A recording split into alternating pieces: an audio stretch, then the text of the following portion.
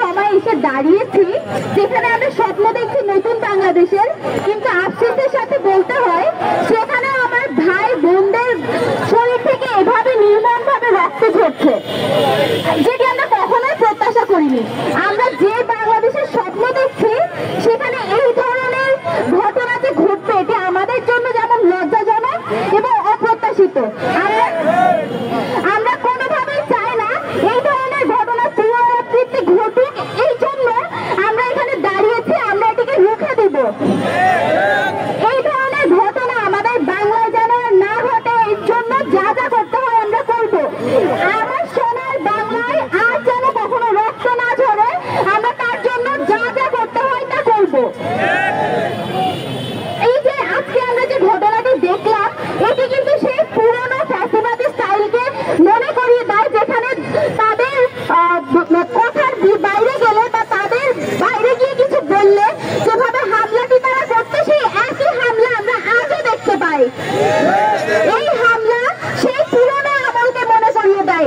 আমরা সেই আমলে থাকতে চাই না, আমরা চাই নতুন বাংলাদেশের স্বপ্ন দেখতে এবং সেখানে আমাদের প্রতিটি নাগরিক নিরাপদ থাকবে, আমার ভাই বোনেরা নিরাপদ থাকবে। ধন্যবাদ সবাইকে। এই পর্যায়ে আপনাদের সামনে বক্তব্য রাখবে ঢাকা বিশ্ববিদ্যালয়ের শিক্ষার্থী লিমন ভাই।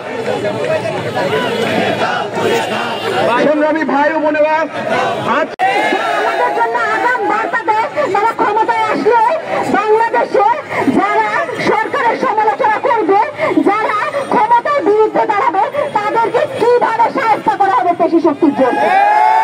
যেই কাজটা বিগত 16 বছর আওয়ামী লীগ করেছে সেই একই কাজের সূচনা আজকে হলো কুয়েট ক্যাম্পাসে।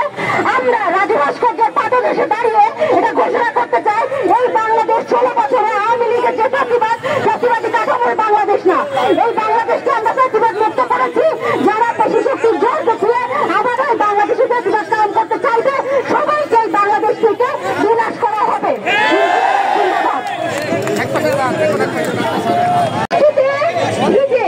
আমরা এই আকাশের নিচে দাঁড়িয়ে চাষিবাদের বিরুদ্ধে স্লোগান দিয়েছিলাম, সেই একই আকাশের নিচে দাঁড়িয়ে সেই একই বৃষ্টিতে ভিজে আমরা স্লোগান দিচ্ছি। পার্থক্য শুধু একটাই, সেই দিন এই দেশের বাতাস ছিল চাষিবাদের বাতাস, আর আজকে এই দেশে চাষিবাদ নাই। কিন্তু দুঃখের বিষয় আজকে আমার দেশে আমার ভাইয়ের উপর হামলা চালানো হয়, আমার বোনকে রক্তাক্ত করা হয়। কারণ চাষিবাদ গেছে কিন্তু চাষিবাদী রাজনৈতিক কাঠামো যায় নাই। চাষিবাদী রাজনৈতিক কাঠামো যে রাজনীতি ভাইকে ধারা করায় দেয় ভাইয়ের বিরুদ্ধে, বোনকে লাঞ্ছিত করে ভাই, সেই রাজনীতির বিরুদ্ধে আমাদের আমরণ যুদ্ধ। আজকে আমরা স্মরণত হয়েছি সেই চাষিবাদী রাজনীতিকে লাল কার্ড দেখাতে। এই বাংলাদেশে, এই স্বাধীন বাংলাদেশে সেই পুরাতন বন্দোবস্তে চাষিবাদী রাজনৈতিক কাঠামো থাকবে না, থাকতে পারে না। আমাদের বিপ্লবের এতদিন পরে এসে 15 জুলাইয়ের কথা আবারও মনে করতে হবে, এটা আমাদের জন্য সব থেকে বড় লজ্জা।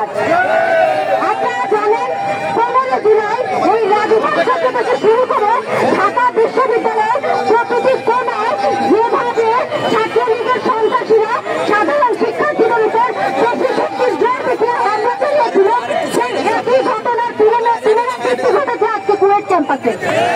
আজকে কুয়েট ক্যাম্পাসে ছাত্রদল এবং স্থানীয় বিএনপি তারা ক্যাম্পাসের ভিতরে ঢুকে ছাত্রদের উপর নির্মম হত্যাকাণ্ড, নির্মম জুলাইয়ের বৃষ্টিতে ঢুকে আমরা যে স্লোগান দিয়েছিলাম গত বছর, আজকে সেই একই আকাশের নিচে দাঁড়িয়ে সেই একই বৃষ্টিতে ঢুকে আমরা সেই একই স্লোগান দিচ্ছি। শুধু একটাই পার্থক্য, সেই দিন এই দিনের বাতাসে শুধু প্রতিবাদের হাওয়া, আর আজকের বাতাসে